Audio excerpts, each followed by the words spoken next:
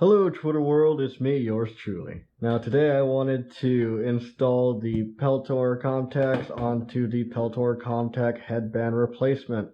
Now I noticed nobody made a video on this. Maybe the subject is a bit too easy, but if you ever worked fast food, you know that no subject is a bit too easy. Now then, let's get into it.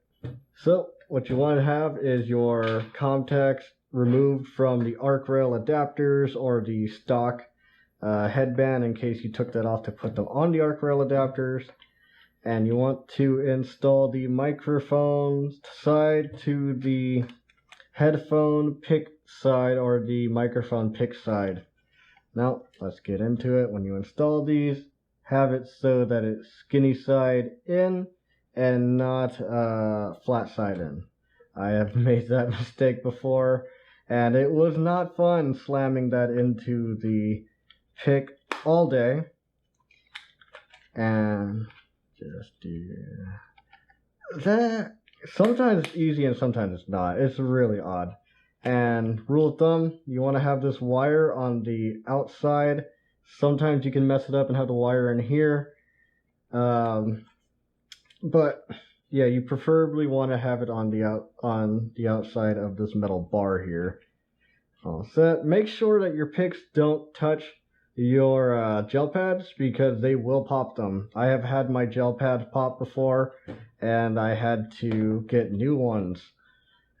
And by new ones I mean brand new headphones because I had the fake ones. Sometimes this is really easy, and this is what I'm talking about when it's hard for no reason. Alright. Hey. Alright. Now we have our headphones. You don't want them up too high, otherwise it constricts them. And sometimes people will just leave it here and call it a day. That is why we are making this video, to show you that that is not the way. And that also I had installed this incorrectly beforehand. So the Peltor should not be facing, well, the word Peltor here should not be facing that way, it should actually be facing this way. So I'm going to cut away and reinstall this. Alright, now we are back. So the word Peltor should be kind of facing towards the plugins for your microphone and not towards your actual microphones. Sorry about that. Alright, so first things first, we want to pop these little lockers off. These right here. Alright. And then you want to pop this little pin. It's not really a pin, it's a bit too rubbery to be called a pin, but this little retention tab here, make sure that this hole, if you can see it, that hole and the hole on the other side is cleared of this tab. It's very important that they are. Remove this clip from the indentation. Make sure it's not in there for the step that comes after removing the tab. So once that's done, grab your wire. I don't know what this wire is called, but it's going to be called wire. It could either be inserted from the bottom or the top. I like inserting it through the top, and then just insert them through.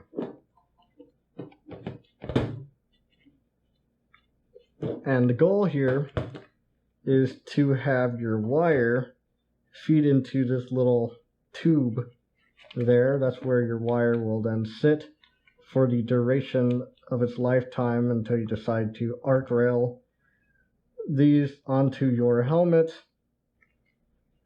Close the lockers. Make sure that your wire is not obstructing them. Come on now, you can go down.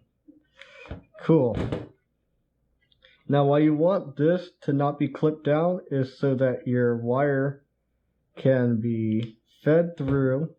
Now this tab needs to be from coming in from the back into the front. It cannot be like this. Otherwise it is incorrect. So put it into the back. Have your wire here because this is supposed to hold your wire. And then just plug it on through. So you see here how your wire is then being held and then feeds directly. Now you want to make sure. Alright, and you see this little square here? Make sure your wire is behind it. Clip that on in. Grab your tab. Make sure your wire is being fed through the tab. Close the tab. Alright, make sure it's nice and flat when you close these. Alright, and then have your clips feed into the indentations.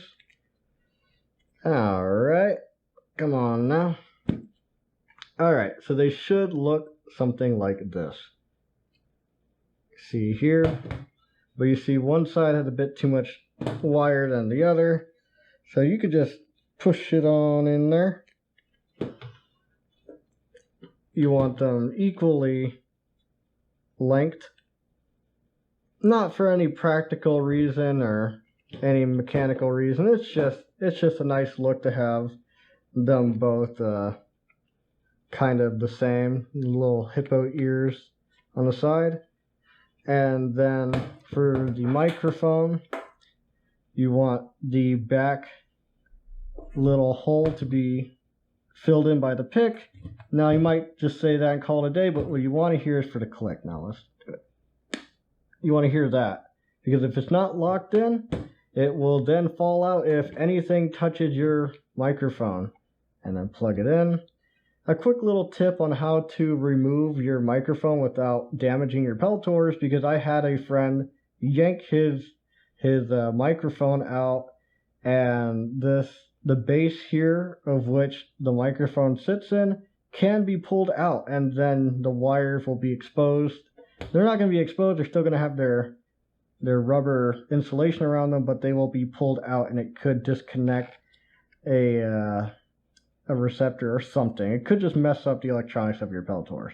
So you want to get your thumb, jam it under here, get your fingers pinched onto just the microphone and not the base, and then jam your thumb forward while you're pulling up, and that is going to be kind of how you remove your microphone if you're not really confident in doing that, or if you're watching this video and you want to remove it just to keep your microphone alive. So yeah, that's how that is done.